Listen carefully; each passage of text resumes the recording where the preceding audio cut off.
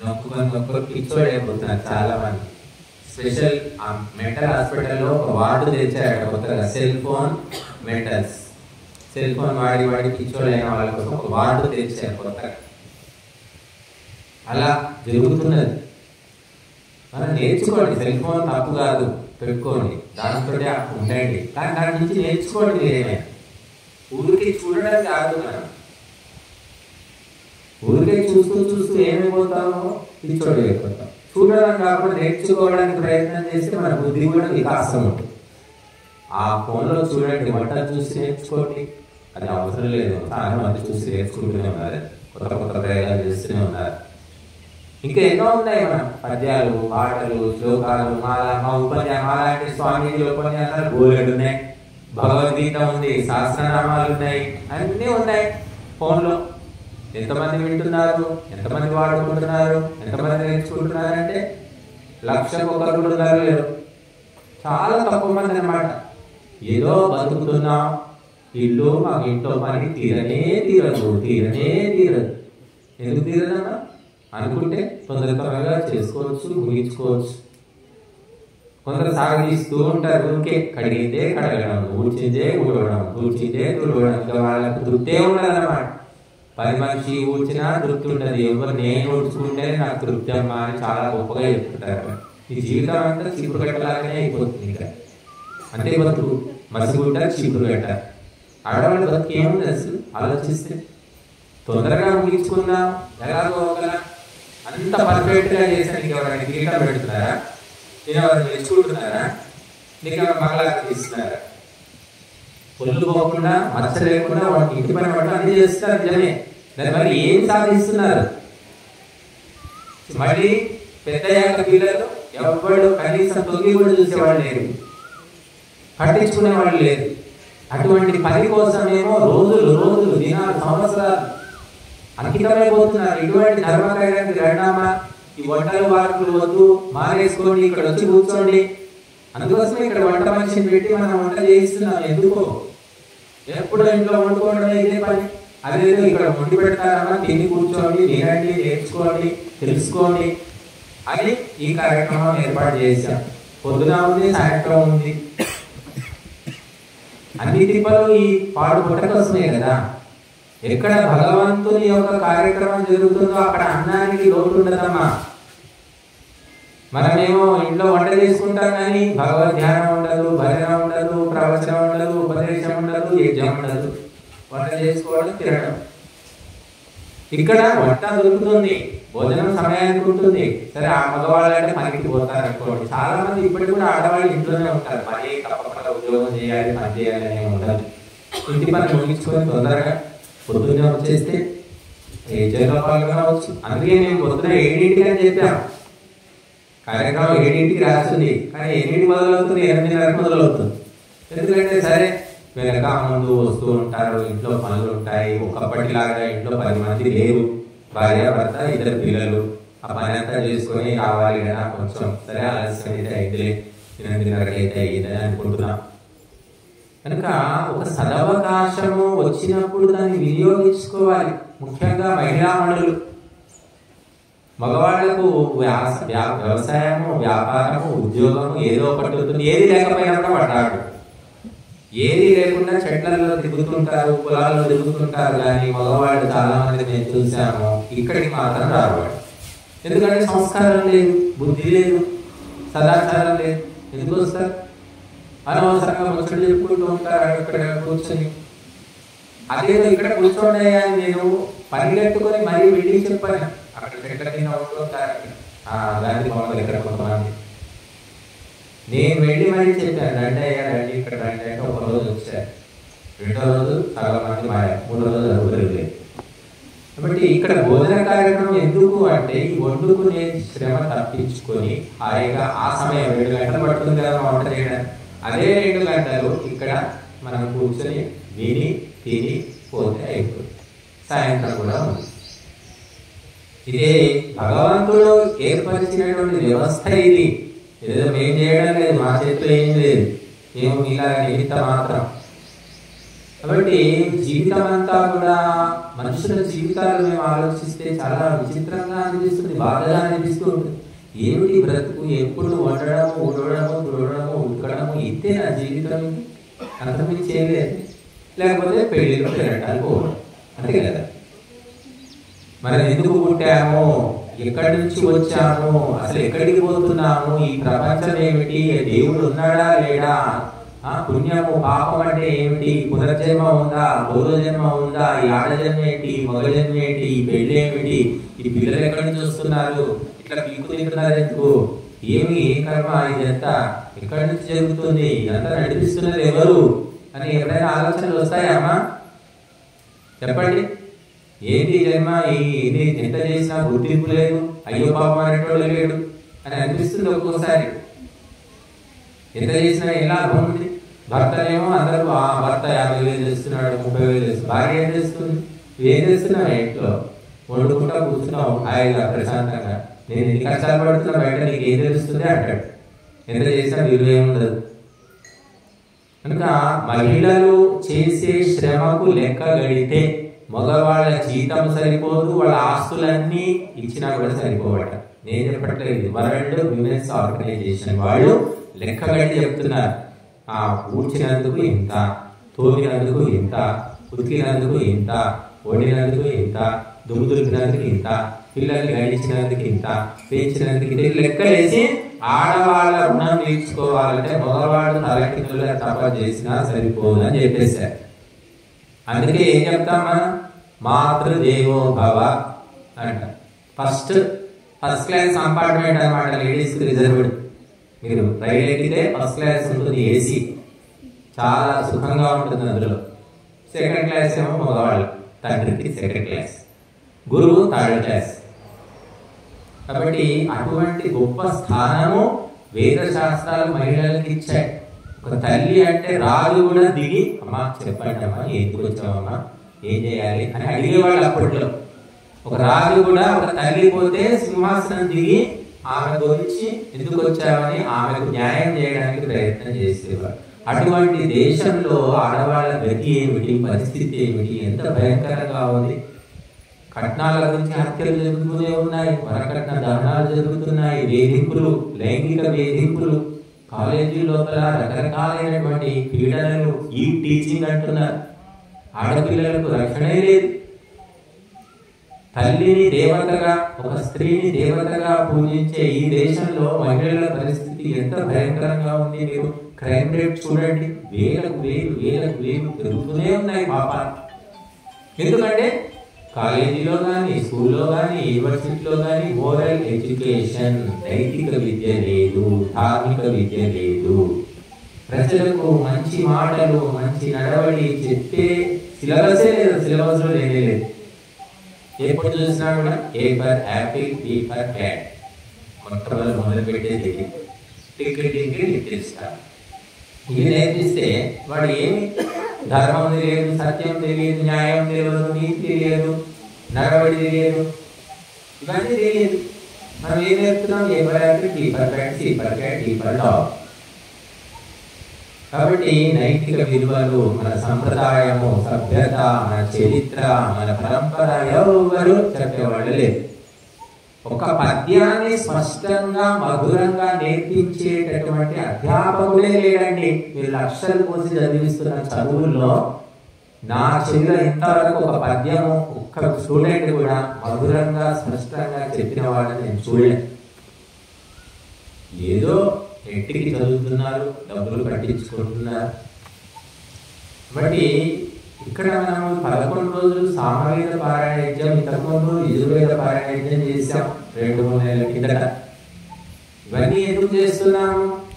మాకోసమా?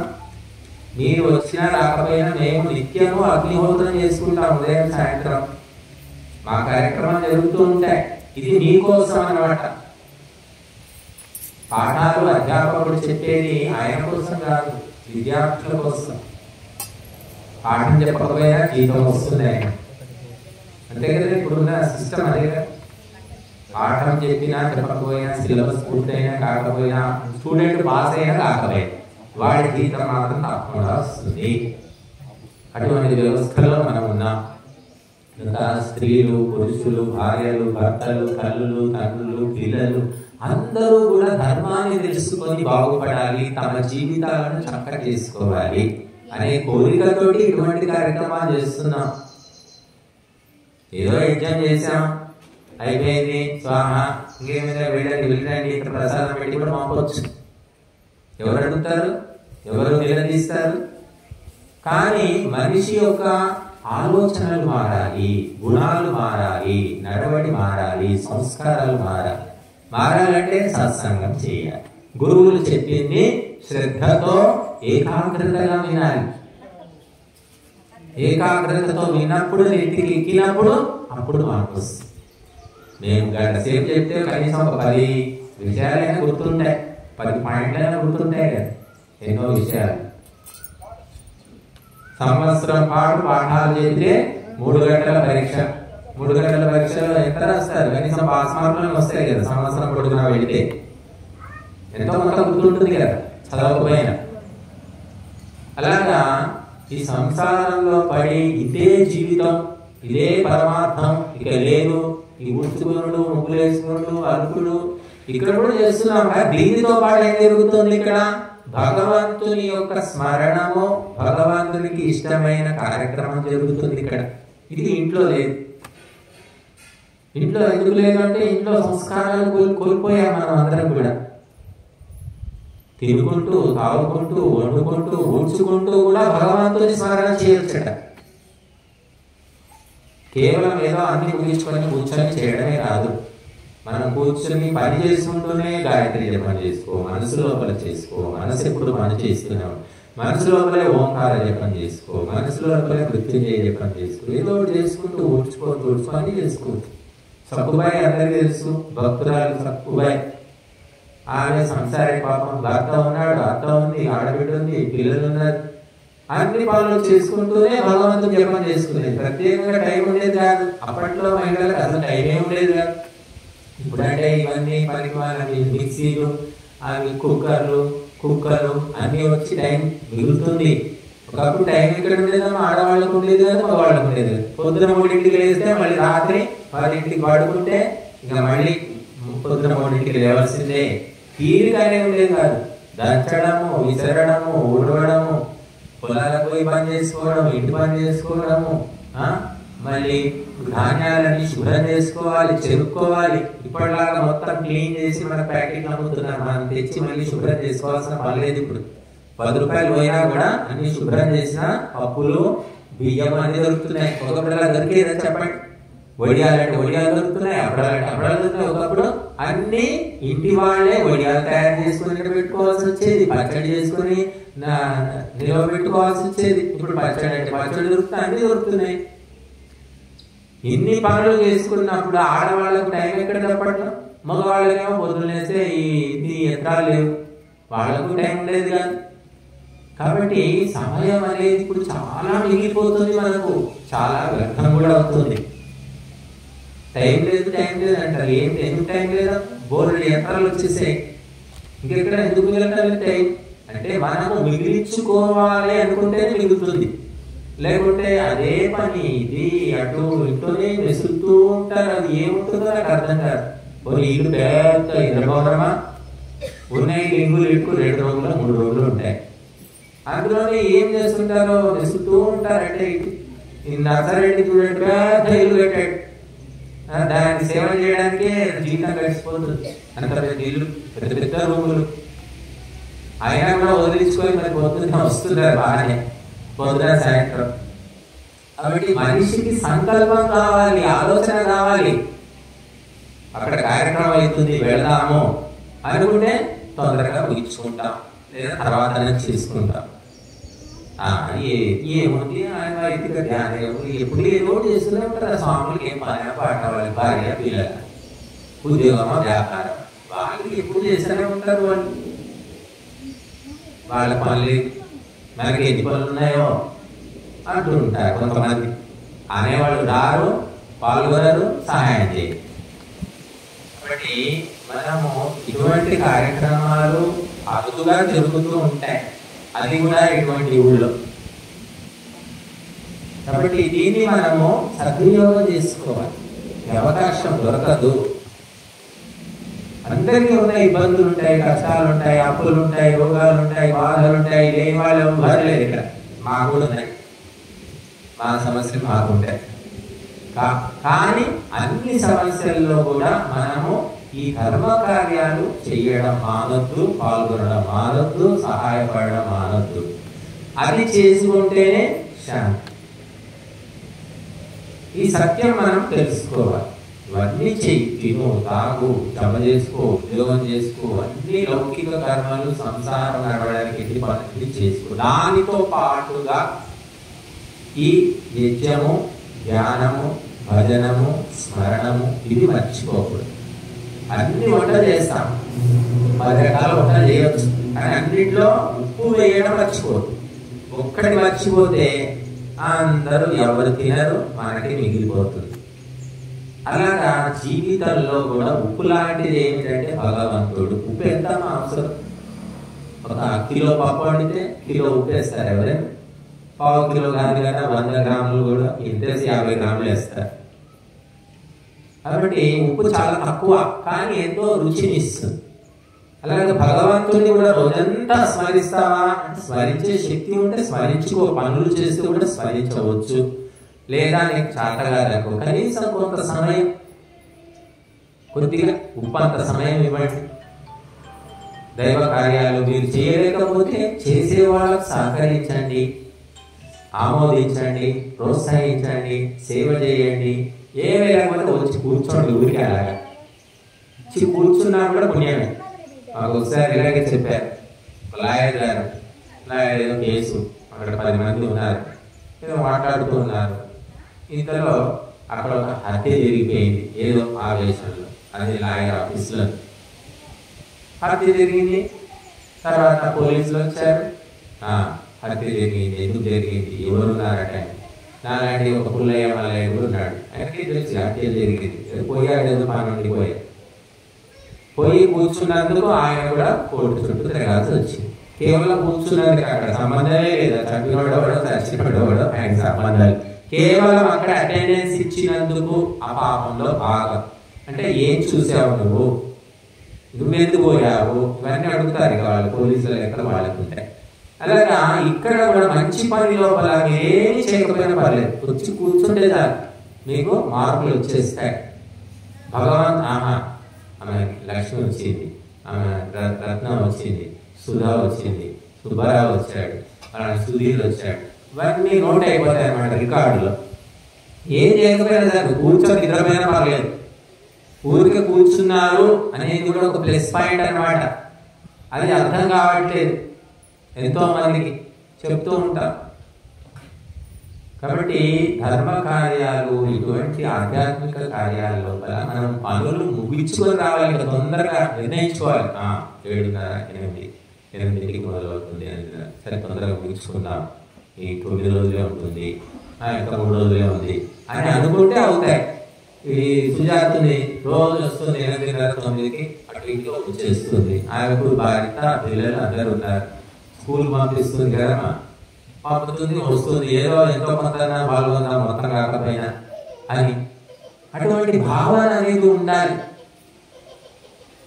ఇతనే ఉంటుందిలే, పోతే పోతాం, మన బొగ్గు తాగుతుందా, వాళ్ళు చేసుకుంటారు అని ఈ రకంగా విరుద్ధంగా ఆలోచించొద్దట. ఎప్పుడూ కూడా అనుకూలంగా ఆలోచించాలి. నేను వెళ్ళాలి అనుకుంటే ఒక 10 నిమిషాలు వెనక ముందు వెళ్తే వెళ్తాం, లేకుంటే లేదు, చూద్దాంలే. పక్కింటా ఉంది కదా సులోచన పోతే నేను పోతా.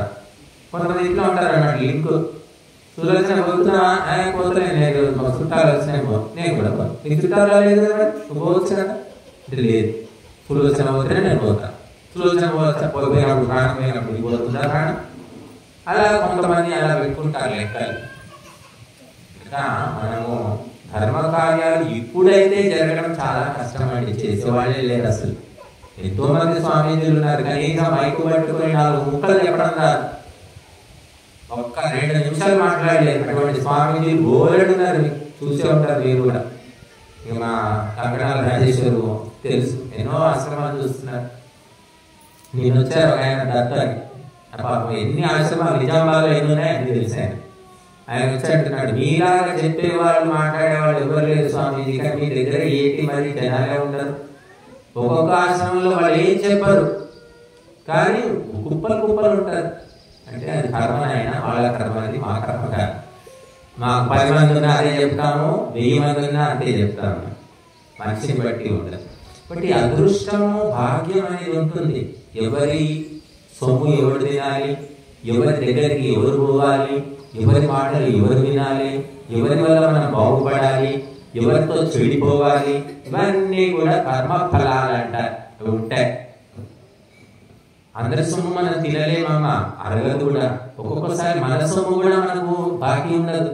మనం సంపాదించి మందికి పెట్టి పోవడమే తప్ప మనం తినేది కూడా ఉండదు. అదేంటో విచిత్రం. ఇవన్నీ వీటి వెనక ఏమిటి కారణం అంటే మనం చేసుకున్న పుణ్యపాప కర్మలు, గత జన్మ యొక్క సంస్కారాలు అని చెప్పారు. ఒకడు సంపాదించి తినడానికి టైం ఉండదు, ఒకడు సంపాదన ఉండదు, ఏముండదు, సోమరిపోతూ ఓడిపోవడం తింటాడు, పడుకుంటాడు. వాడు తగ్గుతూ ఉంటారు. మరి కష్టపడి పని చేసేవాడికి తినడానికి టైం ఉండదు. ఇదంతా లోకంలో అందరూ చూస్తూనే ఉంటారు. ఏమిటిది మాయా విచిత్రం అనుకుంటా. మాయ ఏం లేదండి, వాళ్ళు చేసుకున్న కర్మల్ని బట్టి అలా జరుగుతూ ఉంటుంది. కాబట్టి మనం సత్కర్మలు ఈ జన్మలో ఇప్పుడైనా చేసుకోవాలి. సత్కర్మలు అంటే మన ఇంటికి, మన రక్త సంబంధికులకు, మన వాళ్ళకు చేసుకుంటే అది కర్తవ్యం అంటే అది డ్యూటీ. అది చేయకుంటే ఎవరు ఊరుకోరు. ఇదేమిటి, ఇటువంటి ధార్మిక కార్యక్రమాలు ఎవరికి సంబంధం లేదు. ఎవరు చుట్టం కాదు, పక్కన కాదు, స్నేహితులు లేదు. ఇది ధర్మం కోసం జరుగుతున్నది. కాబట్టి ఇటువంటి చోట చేసిన సహాయమే నిజమైన పరోపకారము, దానము, సేవ. మన ఇంటి వాటిని ఉడుచుకొని ముగ్గేసుకుంటే ఎవరు మెచ్చుకోరు. అదే పుణ్యం అనరు, కర్తవ్యం అంటారు. ఇక్కడ వచ్చి యజమాని వాళ్ళకి ముగ్గేశారు. ఇదేంటి, ఇది ధర్మ కార్యక్రమం. ఇక్కడ పుణ్యం వస్తుంది. ఇంటి ముందు చేసుకుంటే అది పుణ్యం అనద్దా, కర్తవ్యం. ఏమైనా 3 రోజులే వాటిని ఉంచుకుంటలేవా అని పక్కకి వాళ్ళే అడుగుతారు. ఇక్కడ మీరు చేస్తే మెచ్చుకునేరు, మెచ్చుకుంటే మెచ్చుకుంటారు, చేయకపోతే ఎవరు ఏమన్నారు, ఏంటని ఉడిచినావు, ఈరోజు ఎందుకు ఊడలేదు, ఎందుకు కలపలేదు అని ఎవరు అడగదు. చేస్తే చేయి, నీ ఇష్టం. చేయకుంటే కూడా నేను చేయలేదని తిట్టేవాళ్ళు లేరు, చేస్తే మెచ్చుకుంటే మెచ్చుకుంటారు. కాబట్టి ఇది ధర్మం ఎక్కడ, పుణ్యం ఎక్కడ సంపాదించుకోవాలి అనేది తెలియట్లేదు మనుషులు. పోతున్నా హుండీలో వేసేస్తున్నారు, వస్తున్నారు, దండం పెట్టుకుంటున్నారు. ఇది కూడా హుండీ, ఇక్కడ పెద్ద హుండీ ఉంది. ఇది ఎంత వేసినా కూడా అది నిండలేదు. ఇంతవరకు 7 రోజులైనా నిండలేదు. 70 రోజులు సంవత్సరం పడుదల చేసినా నిండదు. అక్షయ పాత్ర అంటారు. ఈ హుండీలో వేసుకోండి అయ్యా అని నేను చెప్తున్నాం. మేము లేదు, తిరుపతిలోనే వేస్తాం, శ్రీశైలంలో వేస్తాం, మాకు మొక్కుంది, తొక్కుంది అంటున్నారు. ఆ శ్రీశైలం మల్లన్న, ఆ తిరుపతి వెంకన్న, యాదగిరి నరసింహస్వామి, కంచి కామాక్షి, మధురమీనాక్షి అందరూ యజ్ఞకుండంలోనే ఉన్నారు అని శాస్త్రాలు చెప్తున్నాయి. 30 దేవతలు ఉన్నారు యజ్ఞకుండంలో. ఇక్కడే ఉన్నారే, ఇక్కడే సమర్పించుకోండి. అట్లనా, మాకు తెలియదు, ఇక్కడనే ఉన్నారా అంటారు.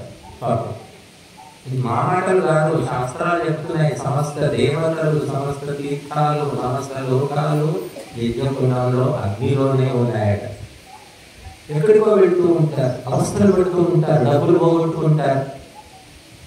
చాలా మంది యాక్సిడెంట్లు అవుతున్నాయి, తీర్థయాత్రలు అంటారు, అడ్డుపోతారు. పాపం ఫ్యామిలీ పట్టు అడుగుతారు కొంతమంది, స్వామీజీ మరి మేము మా బంధువులు తీర్థయాత్రకానికి పోతే చచ్చిపోయారు, తీర్థయాత్రకు పోతే కూడా పాపమేనా, ఏ పాపం చేసిన వాళ్ళు పాపం, ఫ్యామిలీ పోయింది స్వామీజీ అని అడుగుతారు. రిస్క్ అనేది ఉంటుంది. మనం గడప దాటి బయటికి పోతే ఇప్పుడు ఏంటి, యమ ద్వారాలలా ఉన్నాయి. యమలోకానికి మార్గము, రోడ్లన్నీ కూడా. భారతదేశంలో ప్రపంచంలోకెల్లా ఎక్కువ యాక్సిడెంట్లు అవుతున్నాయమ్మా. సంవత్సరానికి 5 లక్షల మంది చచ్చిపోతున్నారు. ఎవరికి బాధ లేదు, గవర్నమెంట్ లేదు, ప్రజలకు లేదు. కరోనా భయపెట్టి చంపారు. కరోనా వస్తే ఎంతమంది చచ్చిపోయారమ్మా, 8 లక్షల మంది చచ్చారు. అంతకంటే ఎక్కువ మంది చచ్చిపోతున్నారు యాక్సిడెంట్ అయి. కేవలము మద్యపానం చేయడము, నడపడం, కేవలము స్పీడ్ డ్రైవింగ్, కేవలము ఆ మైనర్లు, చిన్నపిల్లలకు కూడా బండి ఇవ్వడం, ర్యాష్ డ్రైవింగ్ అంటారు. రూల్స్ పాటించకుండా అడ్డగోలుగా నడపడం, వాడు వచ్చి నలుగురిని చంపుతున్నాడు. అప్పుడు కూర్చున్న దగ్గర ఎటువంటి ఇబ్బంది లేకుండా, ఆటంకం లేకుండా ఇక్కడ మనం హోమం చేసుకుంటున్నాం. ఎవరిని మనకి తోస్తున్నారా, తిడుతున్నారా, నెడుతున్నారా? ఏదైనా పుణ్యక్షేత్రం ఉండి లైన్ ఉంటుంది, పెద్ద లైన్, దర్శనం కావాలి, దర్శనం కావాలి. ఆ దర్శనం ఎప్పుడైతుందో తోసుకుంటూ ఉంటారు, ఆకలిస్తూ ఉంటుంది. ఇక్కడేమో స్వర్గలోకం అని చెప్పారమ్మా. ఎక్కడ యజ్ఞం జరుగుతుందో దానికి స్వర్గలోకం అని పేరట. స్వర్గే లోకేన భయం కించనాస్తి. ఈ స్వర్గలోకంలో భయం అనేది ఉండదట. ఎవ్వరు భయపడాల్సిన అవసరం లేదు. ఇక్కడ ముసలితనం అనే ప్రశ్నే లేదట. ముసలితనం రాదు ఈ యజ్ఞశాలలో, ఈ స్వర్గలోకం. ఉభే తీర్వా అశనాయా పిపాసే. ఆకలి దప్పికలు కూడా బాధించబట. నువ్వు ఆవు తొలిస్తూ ఉంటే ఆకలి తెలియదు, నిద్ర లేదు, ఏమి స్వాహ స్వాహ స్వాహ. శోకాది గోమోదతే స్వర్గలోకే. శోకం అనేది, దుఃఖం అనేది లేకుండా నీవు నిరంతరం సంతోషంగా ఉంటావు ఈ యజ్ఞశాల అనే స్వర్గలోకంలో అని ఉపనిషత్తు, కఠోపనిషత్తు చెప్తుంది. కనుక ఇంత సౌకర్యంగా, ఇంత అందుబాటులో ఉంది. టికెట్లు చూడండి, ఎక్కడ పోయినా కూడా దర్శనం అవుతుందో లేదో, అవుతుందో లేదో పెద్ద బాధ. పిల్లలు ఉండేది ఇంకా బాధ. ఆ చిన్న చిన్న పిల్లలు వేసుకొని పోతూ ఉంటారు.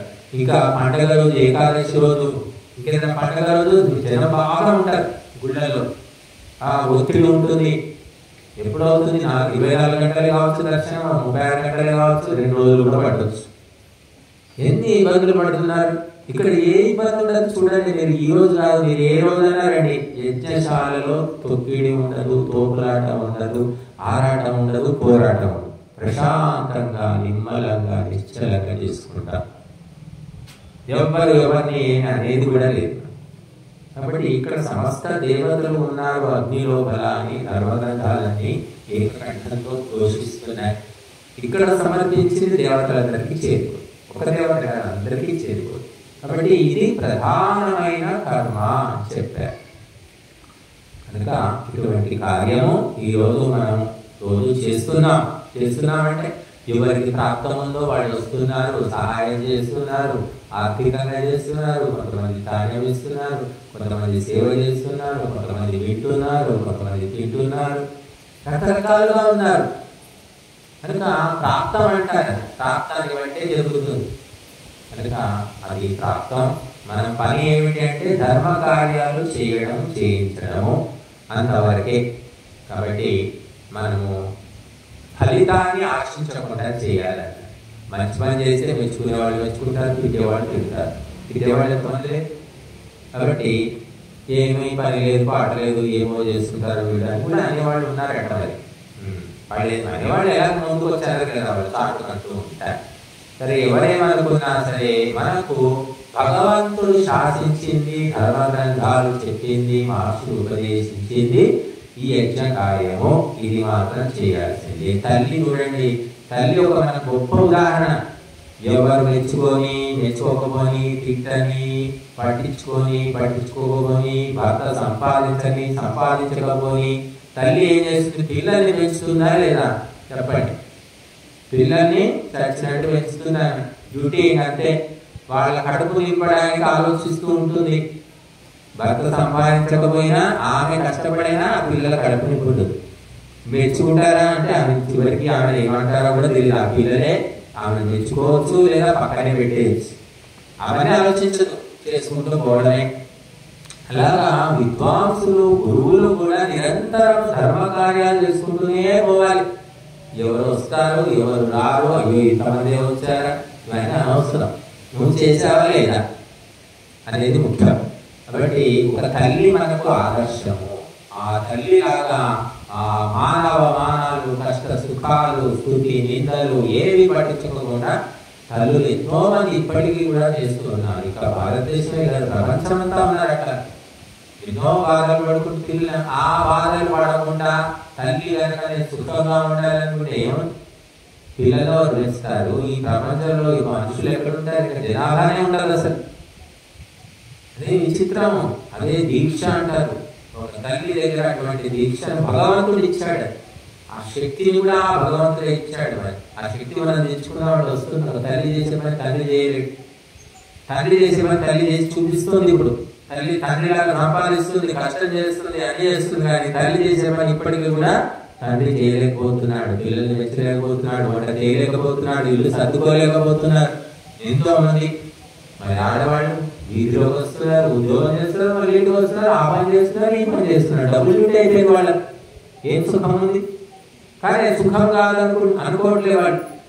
సరే నా కుటుంబానికి చేసుకుంటున్నా, నా పిల్లలకి చేసుకుంటున్నా కదా అని అనుకుంటున్నారు, అడ్జస్ట్ అయిపోతున్నారు. విచిత్రం. కాబట్టి మనమందరం కూడా ధర్మ కార్యాలు చేసేటప్పుడు ఎవరు వచ్చారు, ఎవరు రాలేదు, వాడు మెచ్చుకున్నాడు, వీడు తిట్టాడు, వీడు ఇచ్చాడు, వాడు ఇవ్వలే, ఇవన్నీ పక్కన పెట్టి మన వంతుగా మనము చేయగలిగినంత చేస్తున్నామా, లేదా మనము పొందగలిగినంత వినగలిగినంత వింటున్నామా, మనం తెలుసుకోగలిగినంత తెలుసుకుంటున్నామా, ఇంత మాత్రమే మనం ఆలోచించుకోవాలి. పక్క వాళ్ళకి మనం అనవసరం. కొంతమంది వస్తారు, కూర్చుంటారు, వెళ్ళిపోతారు, అసలు ఏం పట్టించుకోరు, ఏం చెయ్యరు కూడా, ఎవరు చెయ్యరు. అలాంటి వాళ్ళు ఉంటారు, ఉండనివ్వండి, వాళ్ళ దారిలో వాళ్ళు ఉంటారు. వాళ్ళకి ఈ జన్మకు అంతే, రావడం వరకే బాకీ ఉంది అనుకోవాలి మనం. మరి వచ్చేమైనా మారుతారేమో తెలియదు. కాబట్టి మన వంతుగా మనం ఎప్పుడూ కూడా ధర్మ కార్యాలు చేయడము, సహకరించడము, పాల్గొనడము, కనీసం అటెండెన్స్ ఇవ్వడం, హాజరీ ఇవ్వడం, ఇది చేయాలి. మరి ఈరోజు మన కార్యక్రమం లోపల మరి ఆయన ఎవరు, కొక్కుల లక్ష్మణ్ కదా ఉన్నారా? కొక్కుల లక్ష్మణ్ వారి శ్రీమతి శ్యామల గారు 3000 రూపాయలు ఏచ కార్యక్రమానికి ఇచ్చారు. అలాగే పద్మా గారు, ఎం గంగారెడ్డి గారు బియ్యము 25 కేజీలు మనకు కార్యక్రమానికి సమర్పించారు. అలాగే మనకు నరేంద్ర నరసారెడ్డి గారు, వారి శ్రీమతి రాజుబాయి గారు 7500 నెయ్యి కోసం సమర్పించారు. ఇవన్నీ కూడా వాళ్ళు ఎవరి కోసం ఇస్తున్నారు? ఇదంతా చాలా మంది మాకు అనుకుంటున్నారు, మా కోసం కాదు ఇది. ఎవరు కూడా, మేము కూడా మీకోసం చేయట్లేదు, ఇది అందరి కోసం చేస్తున్నాం, మన కోసం చేస్తున్నాం. ఎందుకంటే అందరి ఉన్నతి ఇందులో ఉంది. మనం ఏది చేసుకున్నా కూడా ఆ సుఖాన్ని, దుఃఖాన్ని, ఫలితాన్ని పొందేది మనమే. ఇచ్చుకున్న వాళ్లకు, చేసుకున్న వాళ్లకు చేసుకున్నంత అంటారు. అలా ఎవరు దానం చేసుకుంటారో దాని ఫలితాన్ని వాళ్ళే పొందుతారు. తీసుకున్న వాడికంటే ఇచ్చిన వాడికి ఎక్కువ ఫలితం ఉంటుందండి. ఇది శాస్త్రాలు చెప్తున్నటువంటి విషయం. కనుక మరి వీరందరూ కూడా ఇంకా ఎక్కువ లాభాన్ని, ఫలాన్ని పొంది ఇంకా దానగుణం, వారిలో నమ్మకాన్ని భగవంతుడు కల్పించాలి అని కోరుకుందాము. మరి మీరందరూ కూడా రేపు ఎల్లుండి ఇంకా అమావాస్య రోజు పూర్ణాహుతి ఉంటుంది కాబట్టి సమయాన్ని నిర్ణయించుకోండి, మనస్సులో సంకల్పం చేయండి. మేము ప్రతిరోజు వస్తాం, సరే యజ్ఞంలో కూర్చోకపోవచ్చు, కనీసం పాల్గొనడానికి వస్తాము ఈ 3 రోజులు ఉదయం సాయంత్రము నిర్ణయించుకోండి. మీకు సహజంగానే పనులన్నీ తెగిలిపోతాయి. మీకు భగవంతుడు దారి చూపిస్తాడు, వెసులుబాటు కల్పిస్తాడు. సంకల్పాన్ని బట్టి జరుగుతున్నాయి. నేను అనుకున్నాను వర్షాలు పడుతున్నాయి, అప్పుడు వర్షాల్లో యజ్ఞ కార్యక్రమం ఏంటి స్వామీజీ అన్నారు మా శిష్యులు. వర్షం కాదు, ఏం కాదయ్యా, అప్పటికి ఆగిపోతుంది అన్న, ఏదో అన్నా నాకు దేవుడు అలా పలికించాడు. వర్షం ఇంతవరకు అయితే లేదు, పెద్ద ఇబ్బంది పెట్టే వర్షం అయితే లేదు. నిన్న కొద్దిగా జల్లులు పడ్డాయి. కాబట్టి కుర్వన్నేవేహ కర్మాణి జిజీవిషేచతం సమాహ, నిరంతరము ధర్మ కార్యాలు చేసుకుంటూ వెళ్ళు అని చెప్తుంది లేదు. దొంగ పని చేస్తూనే ఉంటాడు. జైల్లో పెట్టండి, వాడి కాళ్ళు చేతులు విరిచేస్తే చేయడమో కానీ అటువంటి చట్టం లేదు. కాబట్టి 100 సార్లు దొంగతనాలు చేస్తూనే ఉంటాడు, చచ్చేదాకా అదే పని. హత్య చేసేవాడు అదే పనిలో ఉంటాడు, తాగుబోతు అదే పనిలో ఉంటాడు, మనం కూడా ఇదే పనిలో ఉంటాయి. మనకి సాధనైన పని ఇదే కదా, మరి వేరే రాదు కదా, వేరే అవసరం లేదు, మనకు ఆ సంస్కారం లేదు. కాబట్టి ధర్మము ఆచరించే వ్యక్తి ధర్మమే చేసుకుంటాడు. ఇక త్యాగం ఉన్న వ్యక్తి త్యాగమే చేస్తుంటాడు. కొన్ని కుటుంబాల్లో చూస్తుంటాం, అన్న సంపాదిస్తుంటాడు, తమ్ముడు తింటుంటాడు. వాడు సంపాదించడానికి పుట్టిండు, తినడానికి పుట్టిండు. భార్య, పిల్లలు అందరైనా కూడా సంపాదించాడు, వాడు ప్రేమగా చూసుకుంటుంటాడు, ఆచరణ చేస్తుంటుంది. అంటే ఎవరు ఎందుకు పుట్టారో వాళ్ళు ఆ పనిలోనే ఉంటారట. మరి ఇదిలే పుట్టారు కాబట్టి ఇదే పని. కాబట్టి ఈ పని చేసుకుంటూ ఇతరులకు కూడా ఈ పని నేర్పించడానికి, తెలియజేయడానికి మనము ప్రయత్నం చేద్దాము. అందుకు మరి ఆ భగవంతుని యొక్క అనుగ్రహం తప్పకుండా ఉంటుంది. మీరందరూ కూడా మిగిలిన 3 రోజులు కూడా రావడానికి ప్రయత్నం చేయండి. ఓం శాంతి.